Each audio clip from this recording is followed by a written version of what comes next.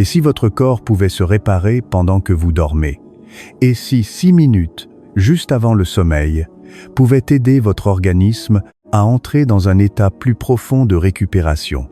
Ce ne serait pas une promesse magique, mais une porte ouverte vers un mécanisme biologique réel, nommé autophagie, reconnu par la science moderne et lié à des travaux récompensés par le prix Nobel. Imaginez la scène. Vous êtes allongé dans votre lit. La lumière est éteinte. La ville se calme peu à peu. Que vous soyez à Paris, à Lyon, à Marseille ou dans un petit appartement silencieux en fin de soirée, vos yeux se ferment et vous pensez que votre corps se repose simplement. Pourtant, dans le secret de vos cellules, quelque chose de beaucoup plus important peut se produire. Chaque nuit, votre corps peut choisir entre deux directions. Soit il entre dans un véritable mode de réparation, où les cellules nettoient, recyclent et restaurent ce qui a été abîmé pendant la journée. Soit il reste dans un état de tension discrète, avec un cerveau encore agité, un cœur encore trop rapide et des signaux de stress qui empêchent la récupération profonde. La différence ne vient pas seulement du nombre de heures passées au lit. Beaucoup de personnes dorment pile maineuses, beaucoup de personnes dorment 7 ou 8 heures et se réveillent pourtant fatiguées, avec la tête lourde, la peau terne, le corps lent, comme si la nuit avait passé sans vraiment les restaurer. Elles prennent le premier café du matin, puis un autre, mais sentent encore que quelque chose manque. Bien avant que la science ne parle de autophagie, certains moines utilisaient déjà un rituel respiratoire du soir pour calmer le corps, clarifier le mental et préserver la vitalité. Ils ne parlaient pas de système nerveux parasympathique, ni de cortisol, ni de réparation cellulaire. Mais ils avaient observé une chose essentielle. La façon dont vous entrez dans le sommeil peut transformer la qualité de toute la nuit. Dans cette vidéo, vous allez comprendre comment une respiration simple, 4-4-8, peut aider à activer le système nerveux parasympathique, soutenir les processus naturels de nettoyage cellulaire et faire du sommeil un véritable rituel de récupération anti-âge. Voulez-vous que je continue avec la partie 2? Le vrai problème commence souvent là où vous ne regardez jamais, à l'intérieur de vos cellules. Pendant la journée, votre corps travaille sans arrêt. Vous pensez, vous marchez, vous digérez, vous répondez à des messages, vous gérez le bruit, les obligations, les tensions, les transports, les écrans, les émotions. Même quand vous avez l'impression de ne rien faire de très intense, vos cellules produisent de l'énergie, utilisent de l'oxygène, réparent de petits dégâts et accumulent des déchets microscopiques. Imaginez votre corps comme une ville. Le jour, les rues sont pleines, les cafés ouvrent, les voitures circulent, les bureaux s'allumant, les déchets s'accumulent sur les trottoirs. La nuit, normalement, les équipes de nettoyage arrivent.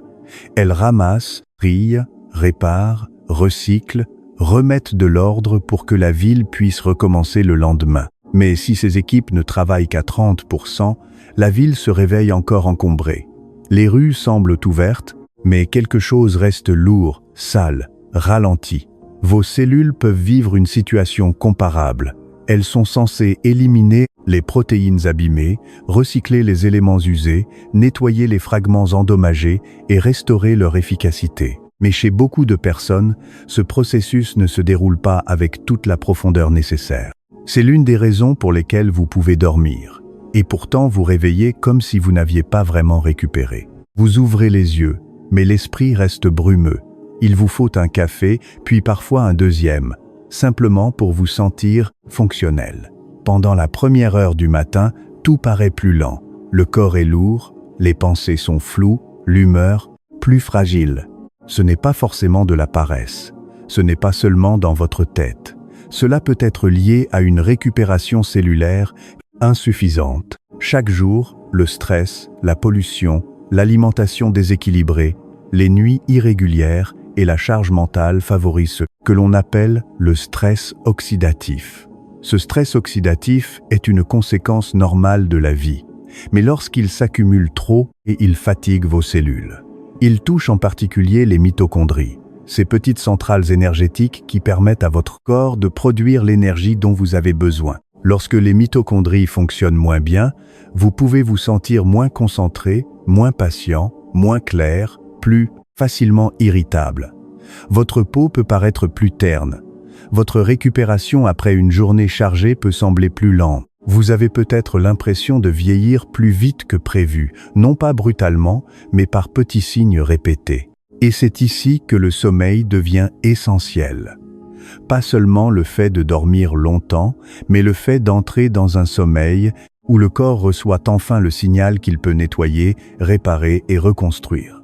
Alors la vraie question devient simple. Comment faire comprendre à votre organisme que cette nuit, il peut quitter le mode tension et entrer dans son mode de réparation le plus profond? Voulez-vous que je continue avec la partie 3?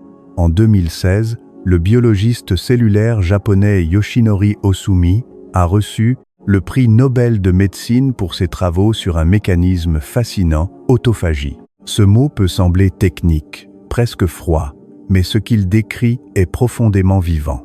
Autophagie signifie que la cellule est capable de reconnaître certaines de ses parties abîmées, inutiles ou trop anciennes, puis de les décomposer pour les recycler. En langage simple, votre cellule fait le tri. Elle repère ce qui ne fonctionne plus bien, elle le démonte, puis elle réutilise une partie de ces matériaux pour construire quelque chose de plus utile. Ce N n'est pas une magie contre le vieillissement.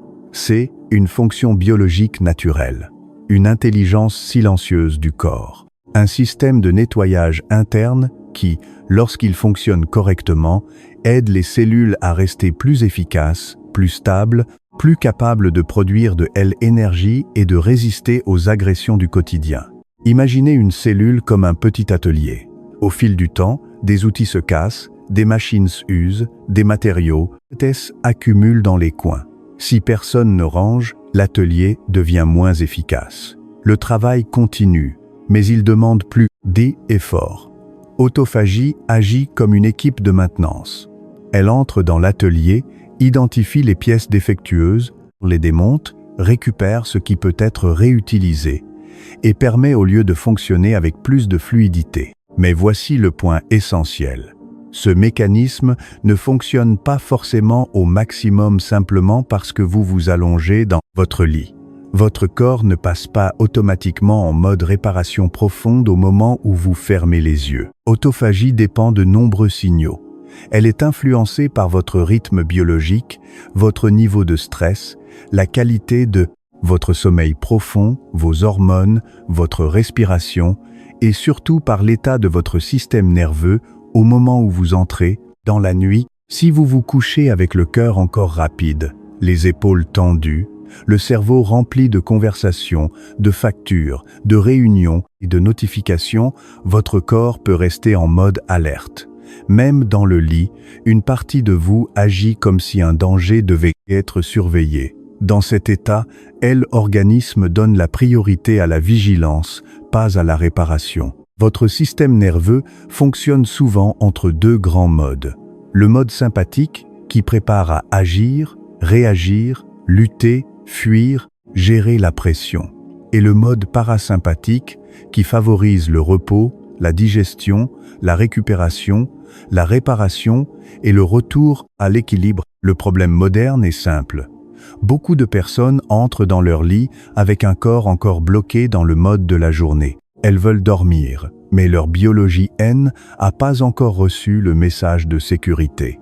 Elles éteignent la lumière, mais à l'intérieur, le système reste allumé. Et cela change tout, car ce qui décide de la qualité réparatrice de votre nuit, ce n'est pas seulement le nombre d'heures passées sous la couette. C'est la manière dont vous franchissez la porte du sommeil.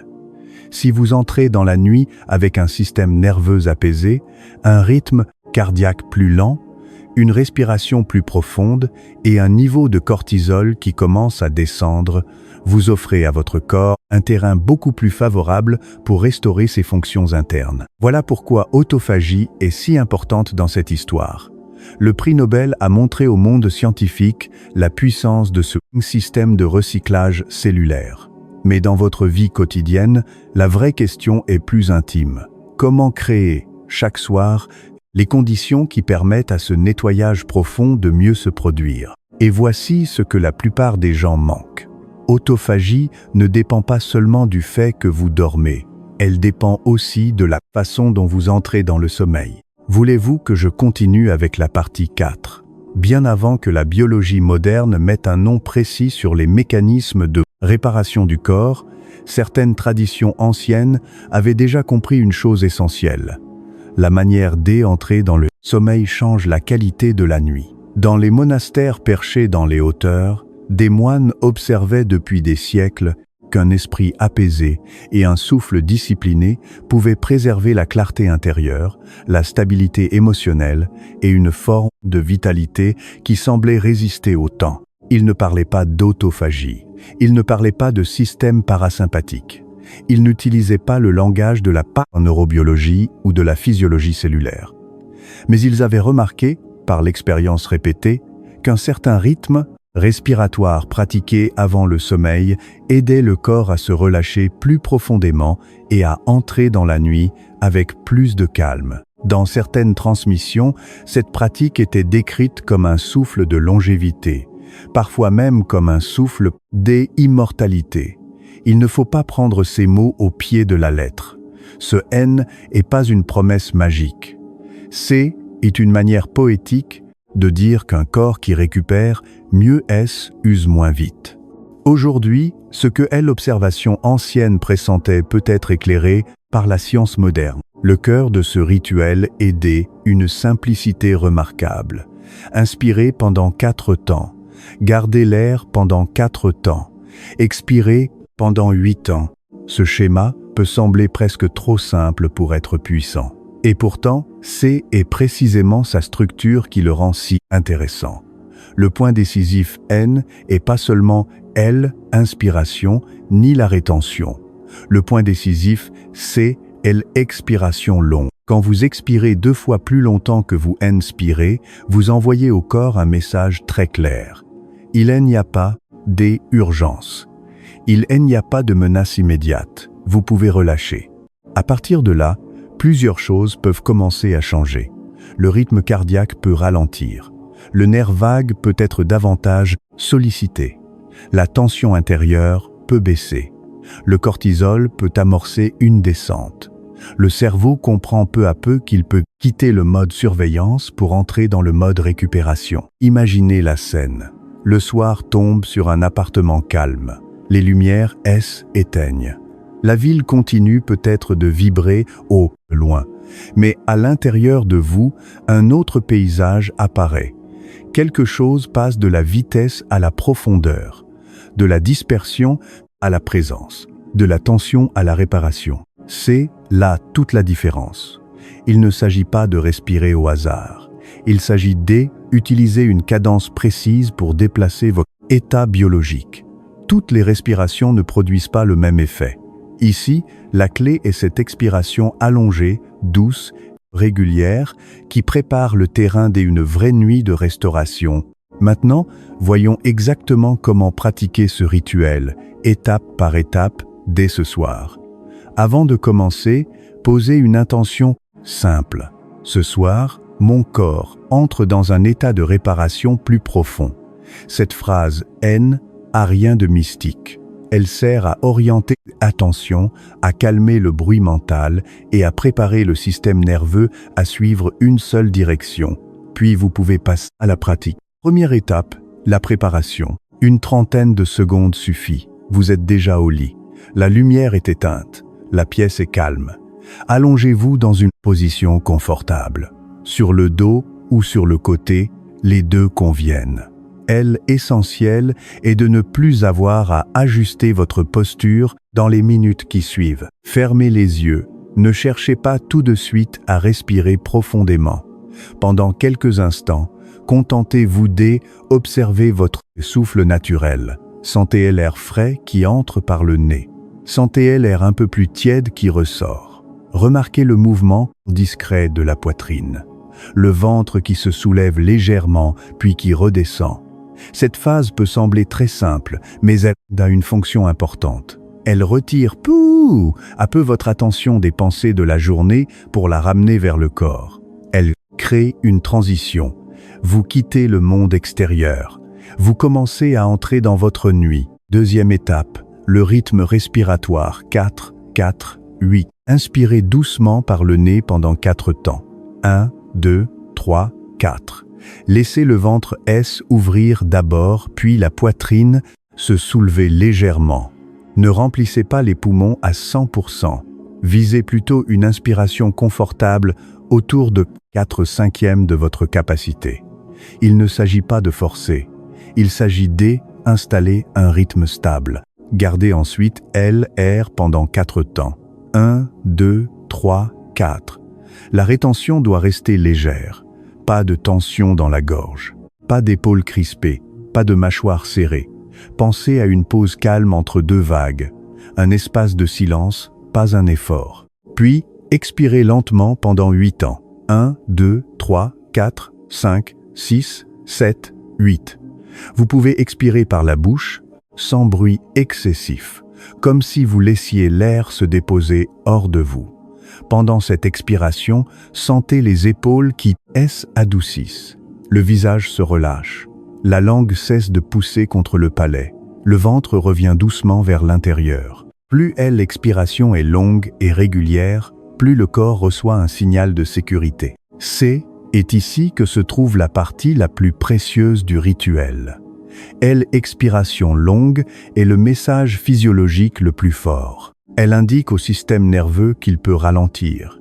Elle aide le rythme cardiaque à descendre. Elle favorise un basculement progressif vers l'état parasympathique, cet état dans lequel le corps cesse de surveiller et recommence à restaurer. Autrement dit, ce N n'est pas seulement une technique pour se détendre. C est une façon d'ouvrir la porte biologique du sommeil réparateur. Répétez ce cycle pendant 5 à 7 minutes. Cela représente en général environ 15 à 20 cycles complets, selon votre rythme. Il n'est pas nécessaire de compter avec une précision rigide. Le plus important est la régularité. Le souffle doit rester fluide, stable, presque doux. Si vous cherchez la performance, vous recréez de la tension. Si vous cherchez la continuité, vous facilitez la descente. Certaines personnes remarquent déjà, après quelques cycles, que le visage devient plus lourd, que les pensées perdent de leur intensité ou que le lit semble les accueillir plus profondément. D'autres sentent surtout que le cœur bat moins fort. Ce sont souvent de bons signes. Le corps commence à comprendre qu'il n'a plus besoin de rester en alerte. Troisième étape, la transition vers le sommeil. Après votre dernier cycle, ne continuez pas à contrôler la respiration. Revenez simplement à un souffle naturel. Essayez plus de bien faire. Attendez pas un effet spectaculaire. Observez seulement ce qui a changé. Peut-être que le silence intérieur est plus présent. Peut-être que votre poitrine est plus calme. Peut-être que les pensées se sont éloignées. Laissez le sommeil venir à vous au lieu de partir à sa poursuite. Chez beaucoup de personnes, il apparaît dans les minutes qui suivent.